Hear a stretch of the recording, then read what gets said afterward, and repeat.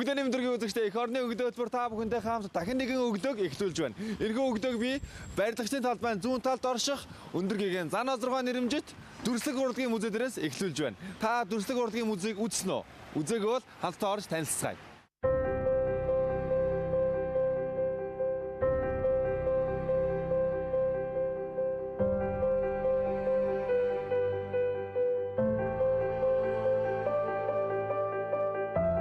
За үзэгчдээ тэгэхээр бид нар зан азрын нэрэмжит дүрслэг урлагийн музейн дотор орж ирсэн байна. Ингээд боловсролын ажилд мөнх цултаа болж байна. За өглөөний мэнд хүргэе.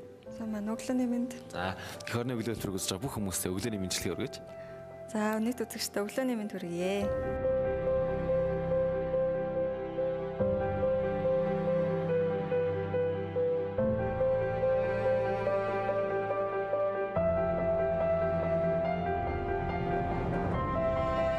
Дүрслэг урлагийн музейн талаар мэдээлэл өгөөч бид нарт тавч. Яг хэдэн танхимтай ямар үзүр байдаг хязгаан сууж үйл ажиллагаа явуулж байгаа хэмжлэгээр.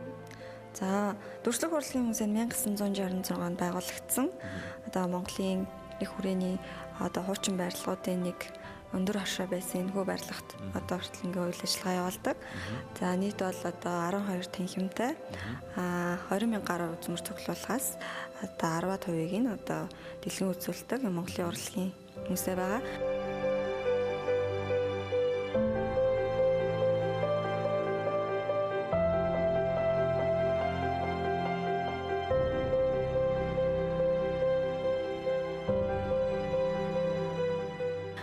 Дүрслэг урлагийн түүхийг нэг эртний үеэс эхлээд 20 дугаар зууны их үе хүртэл дэлгэн үзүүлдэг байгаа. Нэг эртний үехээр одоо хамгийн эртний үзүүр нь хэдэн оны үзүүр ах вэ? Манай эртний өмнөх гэж явах магадгүй те. Тийм бүр түүнээс өмнө буюу одоо хадны сүг зураг байна.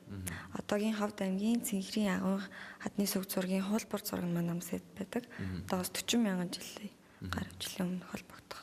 За та хоёрын одоо яг энэ байгаа танхим яг ямар танхим бэ? Энэ бол одоо морин уур байна, имэйл байна, Монгол хатны зураг байна. Энэ одоо яг ямар танхим байж байгаа байлаа? За энэ бол музей 1-р давхар байрлах одоо ардын гар урлалын танхим байна. Тийм.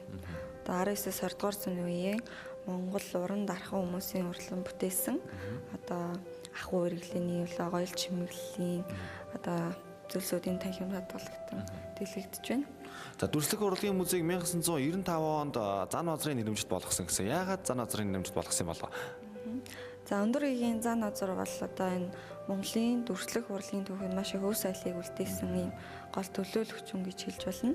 За тэр утгаараа түүний одоо мэндэлсний 360 жилийн хүрээнд бол өндөр гэгийн зан азрын нэрэмжит болгосон байдаг байгаа энэ дүрслэг урлагийн музейг.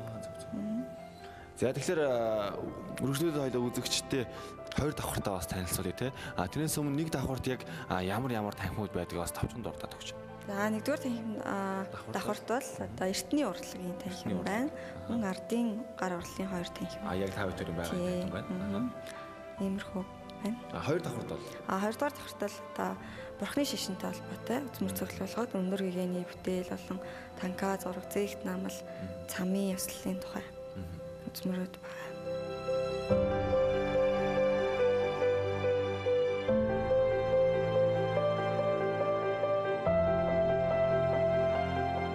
За үзэгчдээ бид хоёр үргэлжлүүлээд дүрслэг урлагийн музейн зээгт наамлын танхимд орж ирсэн байна. За энэхүү танхим тэгэхээр яг ямар үзүүр байгаа вэ? За энэ танхим бол зээгт наамлын урлагийг харуулсан танхим байна. 19-р зууны их үед бүтээгдсэн одоо хүрээний нэрт болон урчуудын бүтээсэн гайхамшигт зээгт наамлын бүтээлүүдийг дэлгэн харуулж байгаа.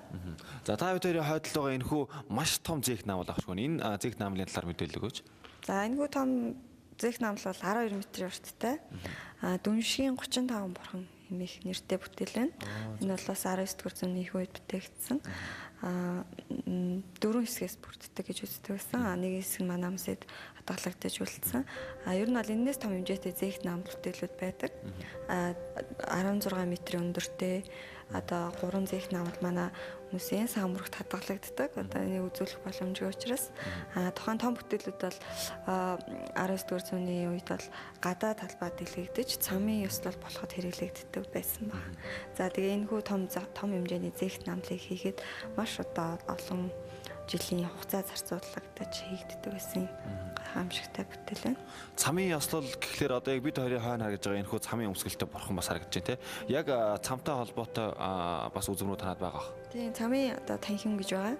Тэрхүү танхимд болохоор цамын маск, болон хувцас өмсгөл, моторын байрц гэх мэтчлэн одоо цамын ёслолд хэрэглэгдэх зүйлүүдийг дэлгэсэн байдаг. За энэ ард харагдаж байгаа өмсгөл хувцас бол улаан сахиус буюу жамсран бурхны өмсгөл хувцас байна. Энэхүү өмсгөл хувцсийн маск нь бол дан шүрийг нааж шигтгэж уралсан бонцог хосор хэмээх урлаачийн бүтээсэн хосгийн өнөт бүтээлийн нэгд ордог.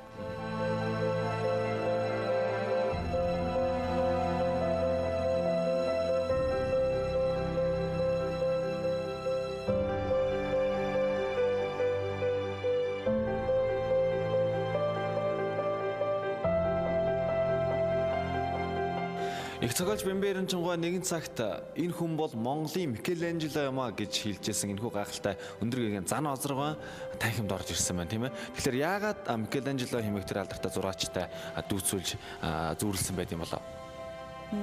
Өндөр гэгийн зан озр тэрхүү усууд одоо хүмүүстэй нэгэн цаг үед амьдрахдаа одоо өөрийн гараар гайхамшигттай бүтээлүүд уралж байсан. Ингэж уралдахтаа бол одоо хүний биеийн гоо сайхныг одоо бурхны зургийн тэгтээ одоо хоёулангийн уялдуулан гайхамшигтай тийм тэг хийцийг бий болгож чадсанараа бол тэргүй одоо алдарт нуттай энэ тэнцвэс юм а гэж хэлдэг байсан.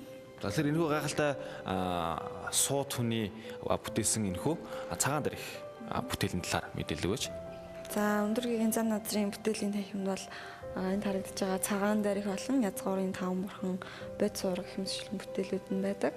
За энэхүү одоо бүтээл бол одоо гадна дотны олон одоо хүмүүс зорж ирж үздэг юм алдартай бүтээл байна. Цагаан дээрх буюу эмэгтэй дүртэй тэр дундаа залуу эмэгтэй хүнийг дүрслэн бүтээсэн гэж үздэг.